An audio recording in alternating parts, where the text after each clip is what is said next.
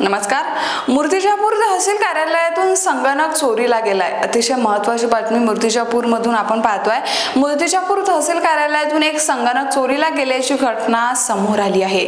विशेष म्हणजे ज्या परिसरात पोलीस ठाणे, तहसील कार्यालय, पंचायत समिती कार्यालय आणि उपविभागीय दंडाधिकारी कार्यालय ही सर्व एकाच ठिकाणी आहे, त्याच परिसरातून ही चोरी झाल्याची घटना समोर आली आहे। या घटनेमुळे कार्यालयाच्या सुरक्षिततेवर आणि तेथील कामकाजावर प्रश्नचिन्ह निर्माण झालाय। तहसील कार्यालयातून संगणक चोरीला गेल्यामुळे नागरिकांच्या मनात अनेक शंका निर्माण झाल्या आहे।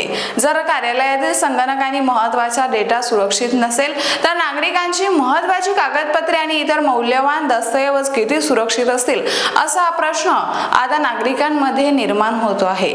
आणि या घटनेमुळे कार्यालयाच्या भोंगळ कारभाराचा पर्दाफाश झाल्याचं सुद्धा चित्र इथे पाहायला मिळते। या चोरीच्या घटनेमुळे प्रशासनाच्या कामकाजावरही टीका होत आहे। एका बाजूला पोलिसांचे कार्यालय असून अशा प्रकारची चोरी होणं ही गंभीर बाब आहे, त्यामुळे या प्रकरणाची सखोल चौकशी करून दोषीवर कठोर कारवाई करण्याची मागणी आता नागरिकांकडून होत आहे। तसेच भविष्यात अशा घटना पुन्हा घडू नयेत यासाठी कार्यालयाच्या सुरक्षिततेची व्यवस्था अधिक मजबूत करण्याची गरज असल्याचं सुद्धा आता बोललं